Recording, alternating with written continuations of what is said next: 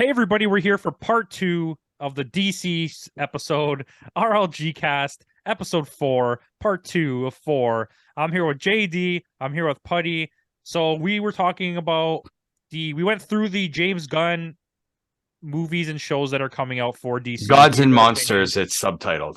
Gods and Monsters. We gave our pitches. We also had characters we want to introduce, so we're going to do that in this episode. Plus, I have some other things here that they didn't know about that we're going to just jump right into those, okay? I'm ready. Let them out. The Flash trailer came out.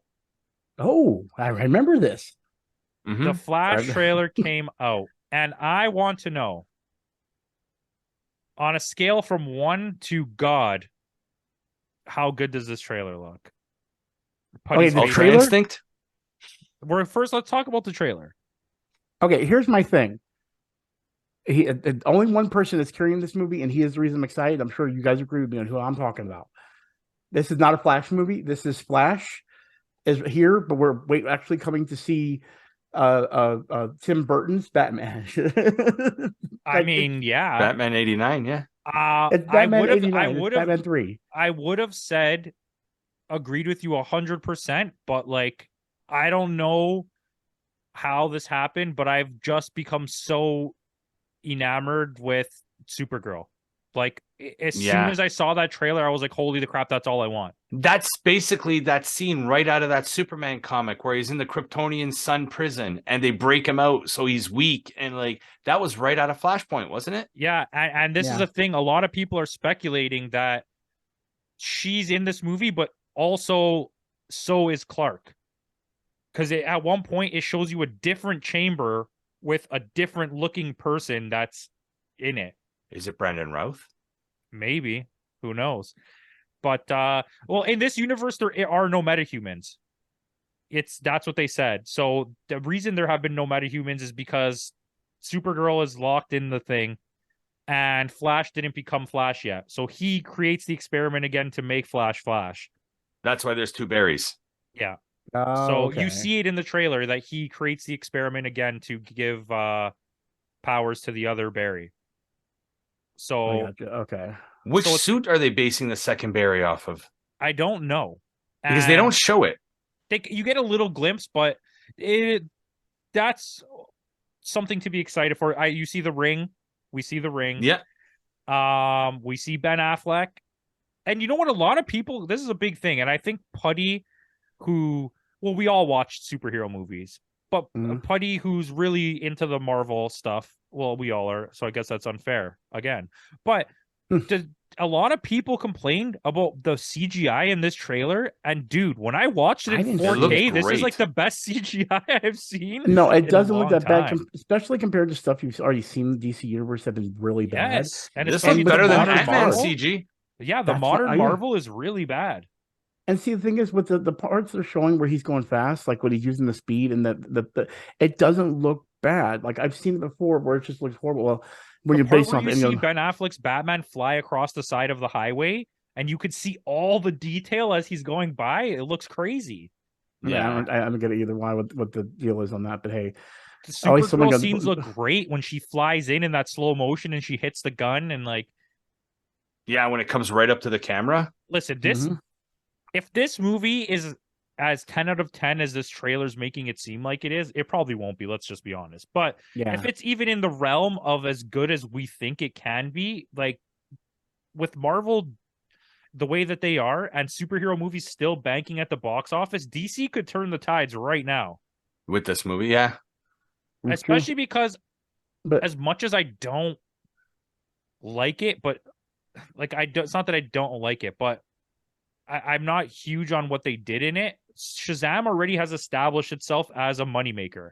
Yeah. And people are going to come here. And the second trailer for it looks all right. Like it looks like a fun movie.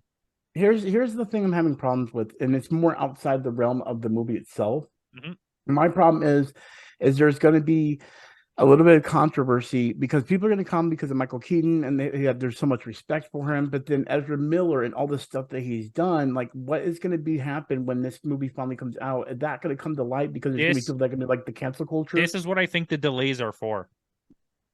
I think Really? I think you got delays for two reasons, and I'll tell you right now. I thought about this for a while. I haven't said this to anybody.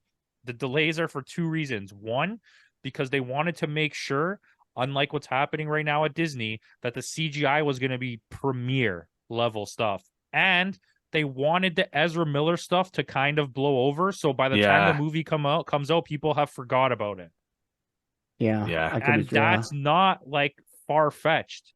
Right? Because people aren't talking about it like they used to. No one's talking about it at all anymore. Yeah. I mean, I hate the guy personally. Yeah. I what agree. he did is like allegedly. I'm not like obviously, but the like, movie looks amazing, and the fact that they got what's his name, Peter from Office Space, to play his dad. Yeah, man. You know what? Even above that, let's just dwell on that. Just dwell a bad word. Let's think about that moment when Michael Keaton jumps off the thing and it plays the '89 theme song. Yes, the Danny Elfman and that thing. action scene. That scene alone itself, was and what then made he's me just go, like oh my God, so casually. Yeah, I'm Batman. I think. Go ahead. Well, I was gonna say, I literally love that what they've done is they said, listen, we understand why you love Batman, but we also know that there's other elements of Batman you've loved that have come around, like the fight scene between Ben Affleck.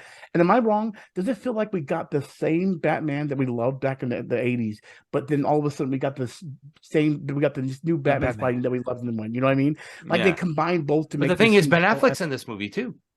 Oh, I know, but you get what I'm saying though. It's like Ben Affleck was never the problem. No, he was never the problem. No, he actually is a good Batman. A lot of people say he wasn't. I thought he was good. I am 100% backing the fact that Michael Keaton was the best Bruce Wayne. Christian Bale was the best Batman. Ben Affleck is the best. Ben Affleck is the best combination of both. He blended the two worlds so well. It's just the writing for the character, the misunderstanding of how Batman functions, the mishandling of it. Yeah. It's like when you look at Marvel and specifically how they did two characters, because I think Batman is the blend of these two characters, Captain America and Iron Man, because the piece of crap, like Playboy billionaire Iron Man, the drunk, they nailed all of that. And then the I'm here for justice Captain America, like I know Captain America kind of comes off as like Superman, but like when you really think about it, he's so here for justice. He won't kill. He won't kill, and he's willing to go as hard as he has to go to get justice, where Superman won't do that. Superman won't stoop to low levels to do it, where Captain America will. And see, here's another point I want to bring up. And I remember when I was younger, they were talking about this. When the whole thing with recasting Batman, when they were doing Batman and Robin and Batman Returns, all those movies. This was the early time of Ben Affleck and everything, but there was always that talk about Ben Affleck being Batman and Bruce Wayne because people could just visualize, especially Matt Damon as well. Yeah, and that's especially with like Kevin Smith's connection where he was writing for the books and everything. That would come up and everything. The one thing I feel the widening gyre. Yeah, but let me say this real quick. The problem is Ben Affleck didn't get an opportunity to stand in his standalone Batman movie to show that he is a great Batman. The problem is they were throwing him in to make this world with, like in his own side, the Justice League, and it was broke apart because I want to be able to get the Batman alone, and then he's like, okay, I'm going to work on this Justice League thing, and would make all sense. And then we probably get the Batman that was really good, but that's where they felt like. But see, that's the thing. Would that movie have worked with Ben Affleck? Because that originally was supposed to be a Ben Affleck project with Matt Reeves. It would. I don't think the Matt Reeves one. I just no, it was. It was, but it was not the same. Yeah, that's what I'm saying. I feel like the combination of bringing the old-fashioned Batman, where it has a little more of like the 80s flair, like Tim Burton did, but giving it more of a modernized version with Ben Affleck and having that whole thing where he's running the business like they did in Christopher Nolan's. Give a little bit in both of those. Give it to Ben Affleck, Batman, and I feel like it really would have been a solid movie. Ben Affleck introduced growth. That's what you said, Black Flag. Anyway, but yeah, it's okay. Listen, I think that's a really good idea. Yeah, that's one of the better agreements I've ever had with you. Because usually I don't like anything you say. Well, thanks, I appreciate it. No, but seriously, and yeah, it makes sense completely. So, wow, you know what? This turned out a little bit better than I thought it was going to go. I'm really interested in what their idea is here, because you can clearly see the Flashpoint isms happening, as well as they've seemed to take in some ideas from the Flash show, from the era where he I can't remember what season it is, where he actually tries to go back and save his mom. Season 3 or 4, where they introduced Zoom, right? Yeah. And what if this Barry is a version of Zoom? I think this was what somebody said online, and I think they're correct, that somewhere down the line here, this movie's gonna go off without a hinge or a hitch. I don't know why I said hinge. It's gonna go off without a hitch. It's gonna be fine. But that Barry is going to be established later as being Zoom or Reverse Flash or somebody, right? And I think that's how it's going to happen, because there was a lot of things they were pointing out, and you guys can go Google it if you want, because I'm not going to remember all of it. It made a lot of sense. It was like, maybe he's acting so like goofy and naive because he's trying to like, he's tricking the other Barry, right? Now that he has the powers, he's like obsessed with how powerful he is. So we'll see. Yeah. And hey, Michael Shannon's back. That's right. Michael Shannon is Zod. That's right.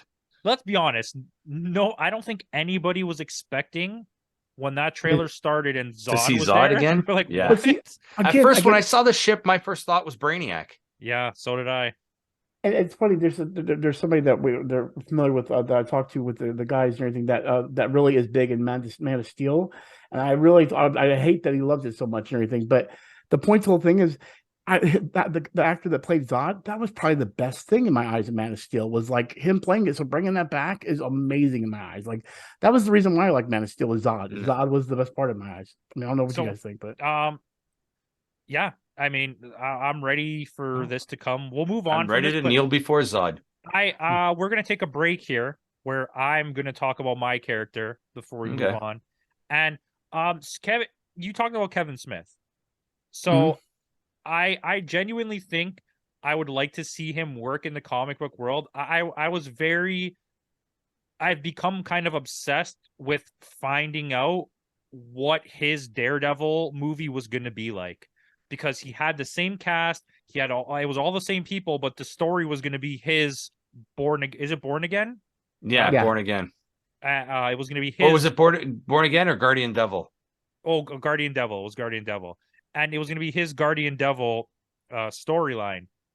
And he was very involved with the project. He was going to be producing and the main writer and blah, blah, blah. And then they changed it. But I think his Batman run sucked. His Daredevil run was pretty solid. I'd love to see him personally. Complete sidebar. I'd love to see Green Hornet, the Kevin Smith run. Him write it, him direct it, because his run on Green Hornet is so good. I love it. He gets the character. I have every Kevin Smith volume of like his written comics. So that leads to my character. And I didn't even think of this earlier, but I would love to see Green Arrow come into this universe for two reasons. One, he's already an established person now, especially because of the show. He's in the mainstream. People know who Green Arrow is. Yes. He also plays a counterpart and can be like almost like a non-villainous foil for Batman, because he's just as rich as Bruce Wayne. He's a ground level hero. He has similar combat skills. He's linked back to the Lazarus Pit and Ra's al Ghul and all this stuff. So he has all the same ideas. He has his own entire universe of characters. He has his Catwoman with Black Canary and Huntress.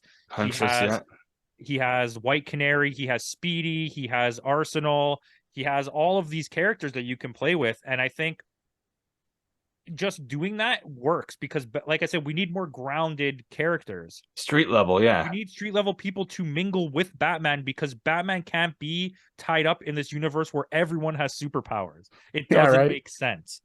I mean, it's okay to bring it in, like if he has to bring the brains and they're like, okay, we still need Brawn, you have the powers, you have the capabilities.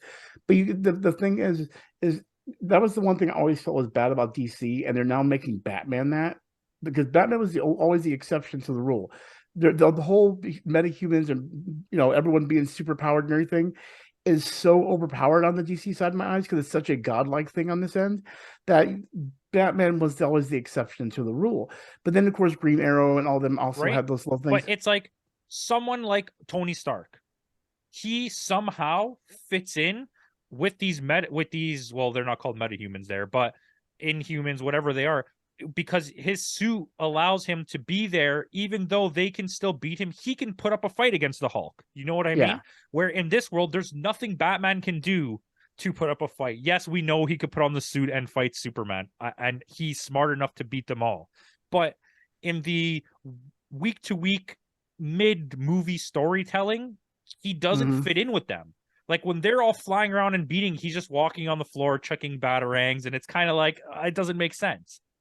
Well, yeah, that's exactly. And I think you need to establish more characters like Winter Soldier and Falcon in this universe, so that there are people who can go toe to toe with Batman, or he knows Batman's not scared of anybody. Let's be honest.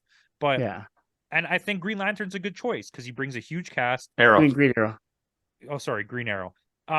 And he doesn't demand his own movie. You can have Green Arrow just as another character in other people's movies. He doesn't necessarily even need his own show or movie, but if you decide to do it, he's big enough and has enough rich background to do it. So, there is the Year One storyline from him. I believe it's by Andy Diggle. And that's a really good jumping off point. That's where he's on the island and he comes off. I know it's kind of like the show. You could do that. Or I'd love to see the Kevin Smith storyline. The problem is you have to be kind of well established to do that because he's dead and he comes back and he doesn't know he's dead. And he's finding it weird that everyone thinks that how are you here? You're dead. Yeah. But doesn't Kevin Smith Green Arrow is the best thing Kevin Smith's ever written, including his movies. And if nobody's ever read that, you need to read that. That's quintessential reading. That's probably the best Green Arrow comic. It is. And okay. So moving on from my pitch, I'm gonna talk about the next wave of things coming out. So we have Shazam and Aquaman coming out. We kind of talked about this a bit before. Are you guys? So this Putty, you're coming next. So just get ready. Not yet, but you'll be next. Okay. So Shazam is kind of getting to a weird place now, and I wanted to ask you guys: the kids are becoming adults. Like the girl who plays Mary is already an adult, and when she transforms, she looks like herself. Yeah, how were they going to do that? Because he always stays a kid. I didn't even think about that. He always stays a kid, and except for the young girl that's played by Megan Good when he gets older, or she gets older. They're all in their late teens now. I think this is the last Shazam film. I think this is done. It has to be, right? It has to, yeah. Yeah. Wow, I didn't think about that. But then it kind of sucks because Shazam's a great character to have in the DCU. This was going to be their problem no matter what when it came to a character arc, because you can't keep a kid. Because that's literally, like I said, Mary already turns into Mary. Yeah. I never even thought about that, because the thing is, when I went to see Shazam, I wasn't thinking about all that, because the thing is, they don't point it out. They don't they waited a long time to pull off the sequel. It's been 4 years or 5 years? It was on hold for a while. But that's the point. I think it was 2018 or 2019. Were they not even thinking about that? Because that's the one thing that's hindered this character is you would have to do a CGI character, which you could do something to make him stay younger. It's not just impossible. Or they keep him as Shazam and he can't transform anymore. Yeah, you could do that. Could be to that. You could do that. That probably will happen. Or you could make it so Zachary Levi is what? Let's say he's late 30s, the way they want him to look. Yeah. I mean, you can still use the kid as long as you keep him under the age of 25. And he could probably hold out for 1 or 2 more movies. And then you can go the route of what you said, where he's not unable to transform back, right? Because that's how they beat Black Adam. They make him transform back and he dies. Yeah. I'm still excited for it. It was 2019. So that is what that is. But so moving on to Aquaman. I'm excited for this because I really like the first one, especially in terms of world building. I think it was the best DC movie ever for world building. And they established this really cool place, and the CGI was fantastic. It was so bright, and there was so much going on. And for like 4K at that time, that's like the beginning of 4K, when it was just like a spectacle to look at. And my whole thing here is, what do they do with Amber Heard? Apparently she's coming back. I don't know what's going on really there. Then are they recasting Jason Momoa? That's what I'm wondering. I think this is the last time we'll see this Aquaman. Okay, so before we lead into Putty's thing, I think Flashpoint is going to have this cataclysm event where Atlantis is gone in that universe. So how does this Aquaman play out? When we get there, will it say pre-Flashpoint event? We could always get here's my thing. I think wait, you're talking about as far as the connection, because see, I can see them making another universe Aquaman, but going for more of the blonde, short hair, maybe even even maybe combine the Hook. If they put the Hook, then I might be on board. But see, here's my thing though. Hemsworth. I also this is going to lead into my pitch actually. Liam, he's not doing anything too, because of basic casting actually. So, like, where are we at when it comes to Aquaman? Are we just wanting to recast him? Why is he being I don't want it. I want Jason Momoa to stay Aquaman. Yeah. I want him to come up next to Batman and say stupid catchphrases. Because see, that's the thing. I'm sitting here like, why are they doing it? And I'm wondering if maybe it could possibly lead into what I'm casting or who I want, because he would be perfect for that character. And he wants to do it. Okay, so if I'm wondering, hold on, one second. Hold on, wait. Just hold on. Okay. Just hold on. All right. Okay, go. All right. Anyway, this is leading into my character, which is Lobo. A lot of people don't know who Lobo is. Lobo is an anti-hero that started off as a villain in the world of Superman that basically killed off his whole society, no joke, and then said he can kick Superman's ass, and then it led into a universal bounty hunter. So basically, the reason I picked Lobo is because, one, I feel like James Gunn understands a lot of characters and who they are and knows how to make them be progressively good. I feel like Lobo, like you said, the whole thing with like a Green Lantern, going back, and this is back to your last video and everything, you pitched the whole Green Lantern thing. That's where I feel like the Galaxy thing, or you could use this as like do you hear the guy that said he can kick Superman's ass or could beat him up in a fight? That could be heard within the stars, that they could be a little bit concerning to why they can actually want to stop Lobo, because Superman's a big character, or would be on their radar big in that situation. And again, I'm leading into something with Lobo down the road when there's a universe already established. I hate how you pitched that, because I just pictured it in my head so perfectly. Like, Superman's heard this hearsay of this guy. He shows up, everyone's crowded around him. He's cool. He gets off his bike, walks up, and he punches Superman across the whole fucking planet. And it's just holy crap. But that's what I wanted to lead. That's what I wanted to lead into. But I wanted Green Lantern then to hear it, so that way it gets back to Superman. You know what I mean? You see, there's a connection world where it's in like a little Easter egg in one of the episodes. Exactly. And see, the thing is, there could be a great thing where you can even have, like, in one of the Superman movies. How did I forget about Lobo when I was pitching that? And see, here's the other thing you can think about. You can think of a great scene where you have them in the bar and everything like that, and they're just sitting there like, oh man, did you hear about that fight with Superman and everything? Oh, no one can beat Superman. All of a sudden, bar doors open, like, I can beat Superman. And it would be just the most epic end credit scene you would ever see instead of with Lobo. You wouldn't have to show him, you just show the boots, and fans would freak out. Yeah. That's what makes him great, is you can do what they did with, like, one of my favorite Marvel characters and really branch out this character to be a very character. I never thought about that, but he's basically the DC version of Wolverine.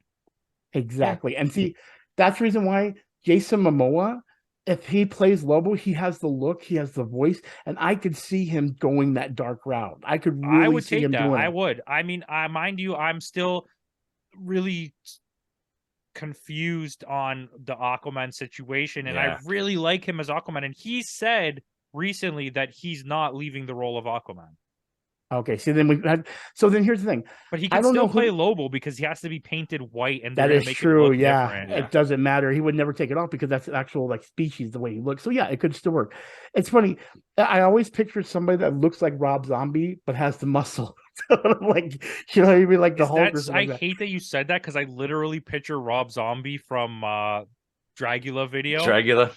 Like that's always what I picture when I think of Loki. But you see, Lobo. I'm not alone. But that's my whole point. Lobo is such a great character that I feel like he would be. Dragula. And then you have so many characters that would work great with Lobo. Peacemaker. Imagine him and them two meeting up with each other. Like, I'll kick your ass. I'll kick your ass. And they want to beat each other up. Like, there's so many open ways that James Gunn can play with this character that he could become very popular with the adult series of comic book fans. You know what I mean?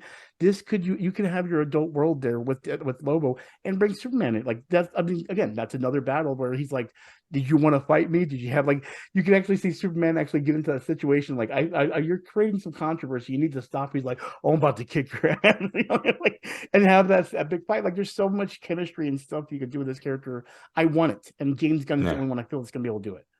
That's how I feel. So. Well, the last thing we'll talk about here before we go to JD's just quickly.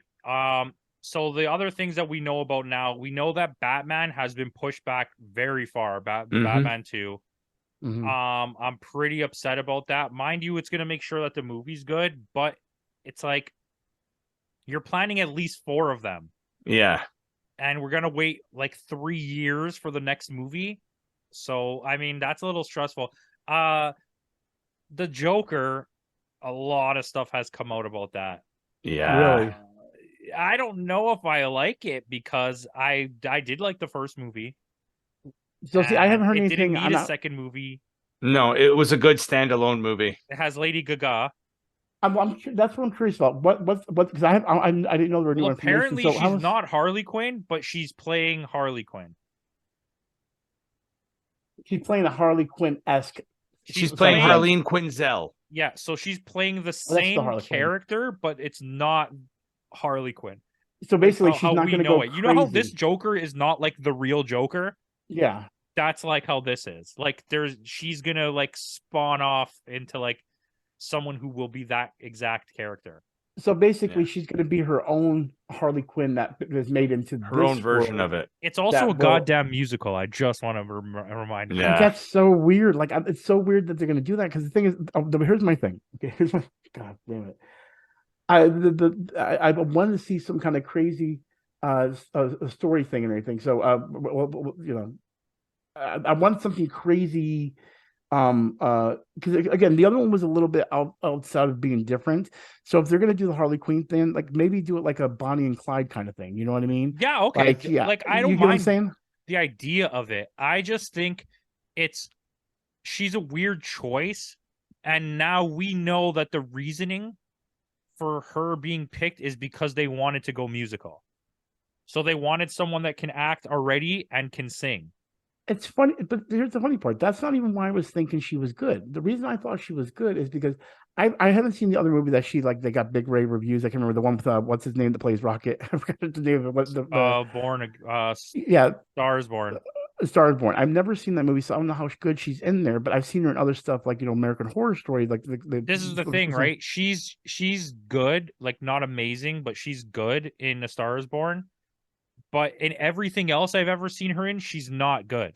So, that's the thing I'm concerned about. But at the same time, simple things like when I've seen her like appear on Certain Live and she does the big eye thing. You know what I mean? Like where her eyes glow up. I could see her turning into a very different version of Harley Quinn that would work for her, where she can do the whole I'm a scientist, I'm a therapist or I'm a psychiatrist. But then all of a sudden grows into this crazy character that, actually lets him escape. And I could see that being the storyline, basically. Basically, she's trying to help him, but because she's falling for him. Do you remember how the last Joker ended? Yeah, he was in the same song. So I think what's going to happen here is going to be a semi-reflection of that. So where they kind of ended on a note where all the events that happen, but we kind of don't know what's true and what's not because he's a mental patient in the hospital.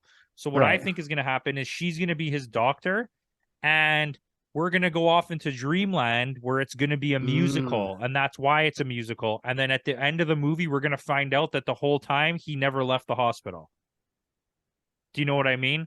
And I think that's what lends to her playing Harleen Quinzel and not actually Harley Quinn, because the Harley Quinn that she plays doesn't exist. It's all in his head.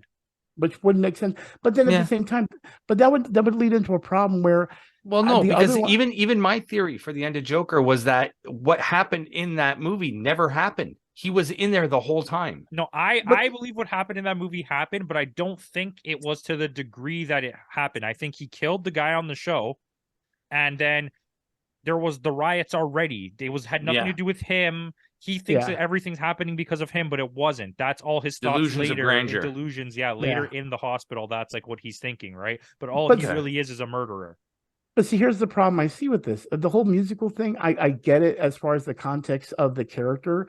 But when you're going in, like we went in for the Joker, we didn't know we were going to get this twisted whole thing about him being all this stuff not happening. You know what I mean? Now that we know that this movie's been set up in that way, turning it into a musical just means we go, oh no, we know this part's not real now, so it's not going to have the same, you know what I mean? You don't know what's real and what's fake, like the whole thing with the girl in the apartment and. Right, but that's my point though. If you doing this in musical means when it happens in musical parts, I'm just going to think, oh, that's all in his head now, and that's going to be the problem. Is you're going to ruin that movie. What I feel like. I agree with you, because that's exactly what my thought process was. You nailed it, and I just want everyone to remember that I laughed hysterically out loud alone in a full movie theater when he climbed into the fridge. Like I can't stress that enough. Like everyone in the theater was like, is this person okay? But that was the funniest shit ever. He climbed into and he just pulled all the things out of the fridge and got in the fridge and closed the door. Anyways, we're completely moving on from this, and JD will give us his character now. So my character, I don't know if I said this already, but I'm throwing a curveball. It's Batman Beyond. Whoa. Okay, did you tell us your character? I did. He told me. No, I don't think so. I don't think you did. No, he did. No. So, and this is leading with everything that's going on with Batman and Batman Brave and the Bold, and Flashpoint. These all three are going to have a thread together with Batman Beyond. So my thought for Batman Beyond is Ben Affleck dies in the Flash movie. Okay, so kind of what I said. Right. And we all know that Bruce Wayne is a mentor to Barry. It's not just because his mother's dead. Now Bruce Wayne is dead too. So he's upset that everybody around him is dying. Okay. So this leads to him traveling through the time force and all that, ends up in different dimensions, ends up in the Batman 89 world with their Barry. That's their own, like you said, that Supergirl, that Batman, that's its own Elseworlds, whatever you want to call it. He comes back, Bruce Wayne is still dead, or at least he thinks he's dead. We jump 5, 6, 7 years. Ben Affleck, there's rumors about a crazy old man who used to beat people up because, somebody tried to, exactly the way the cartoon starts. Somebody tries to mug him, remember? So it's almost like borderlining on this beginning of the story for Dark Knight Returns. You got it. Remembers Batman. Exactly. Young kid, Terry McGinnis. He's a little street punk, wants to break into this old guy's house because he heard there's all kinds of treasure in there. Gets stopped by Batman, Bruce Wayne. Bruce Wayne sees something in this kid, and we get that's why there's no Batman in the Brave and the Bold. Is because he dies in Flashpoint, and now there's no Batman in the Brave and the Bold. Remember how we were talking about you don't know how they're going to establish that? That's how they might establish that. Okay, so is this a spin-off universe of that universe? Or is Could be. It could be an Elseworlds. It could be its own separate thing because this takes place many years into the future, right? Like you can either have Ben Affleck or you can have Michael Keaton. It doesn't matter. You know what? Can I just spin off your freaking idea? Sure. I think you do the same exact thing like you're saying, but the events of Flashpoint spin off Batman 89 universe. And now Michael Keaton is that Bruce Wayne. He's all beat up. He can't be Batman ever again. And he's that Bruce Wayne. And that's where it happens. And then Sasha Calle's Supergirl still exists in that world. In that world. Yeah, I totally agree with that. In Batman Beyond, people don't remember this. It connects to another superhero show that it's very seldom talked about called Legion of Superheroes that has Superman's son and like all these things. And I think you can have Sasha Cali. Kid Flash, I think, was part of that as well. So I think that's you have something going there. Yeah, so I'm thinking I'm looking at Batman Beyond. You can make it this dark, gritty, like cyberpunk type world. Like, okay, I need to pause, guys. I'm sorry. He's pausing, guys. Sorry. Okay, yeah, you just pause. Yeah, but going back to what I was saying, yeah, I think you can have this gritty futurist, almost like a Blade Runner type of world. Yeah, and I think that's wicked. I think you go and you can, and it can be its own thing. Like how I was saying, there's no more superhero movies that are self-contained. I think this could be a self-contained Batman Beyond movie. You keep the idea of Michael Keaton Batman alive, and that's your draw. Yeah. And then the 90s kids will flock to it. Will come to it is because not only do you have Michael Keaton, but you're doing Batman Beyond, which Batman Beyond is arguably the most beloved superhero character that never got its due, because after the show ended, which was too soon when it ended, there was no comic book, there was nothing. They didn't bring the comic book back until way deep into New 52. One of my favorite costumes playing Arkham City was the Batman Beyond suit. It's a wicked suit, especially because it has all the tech. It's like an Iron Man suit, right? Yeah. And you introduce the Royal Flush Gang. You introduce the Jokers. You could do the storyline where Tim Drake is the Joker. The Joker. Yeah. Shit. Okay, that's wicked. Let's end this video. Thank you for Putty's watching. already gone. Putty's already gone. We'll bring him back. Don't worry. Thank you guys for watching. Like, comment, subscribe. Check out their channels and let us know what you want to see from the DCU. Pew pew.